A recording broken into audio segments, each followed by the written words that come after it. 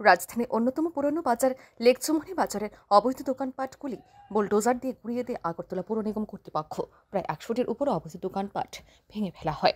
এই বিষয়টিকে কেন্দ্র করে ইতিমধ্যে রাজধানী পারদ চাপতে শুরু করেছে।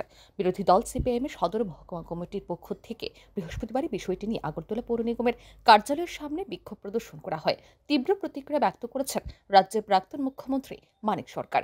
অভিযান প্রসঙ্গে চুপ করে বসেনি কংগ্রেস দলের বিধায়ক সুদীপ রায় বর্মন এ বিষয়ে তীব্র প্রতিক্রিয়া ব্যক্ত করেন। সংশ্লিষ্ট বিষয়টি নিয়ে শুক্রবার মুখ খোলেন মুখ্যমন্ত্রী প্রফেসর ডক্টর মানিক সাহা। শুক্রবার আগরতলা পৌর নিগমের 39 নম্বর ওয়ার্ডের উদ্যোগে আয়োজিত এক মেগা রক্তদান শিবিরে উপস্থিত ছিলেন তিনি। এই অনুষ্ঠান শেষে সাংবাদিকদের এক প্রশ্নের উত্তরে মুখ্যমন্ত্রী জানান, বিগত আমলে এইসব ঘটনা ঘটেছে। বর্তমান সময়ে জনগণের স্বার্থে এই সিদ্ধান্ত। বিষয়টি নিয়ে রাজনীতি না করাই ভালো বলে মন্তব্য করেন মুখ্যমন্ত্রী প্রফেসর ডক্টর মানিক সাহা। দেখুন, ওনাদের সময়ও এগুলো হয়েছে এবং ডেভেলপমেন্টের মানুষের সাধারণ মানুষের জন্য এগুলো খুবই প্রয়োজন এবং এতে করে রাজনীতি না করাটাই ভালো।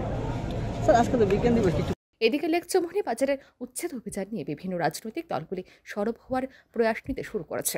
শুক্রবার সংশ্লিষ্ট বাজার পরিদর্শন করেন বিরোধী দলনেতা তথা সিপিআইএম এর রাজ্য সম্পাদক জিতেন্দ্র চৌধুরী সহ অন্যান্যরা। Bureau report, RE news.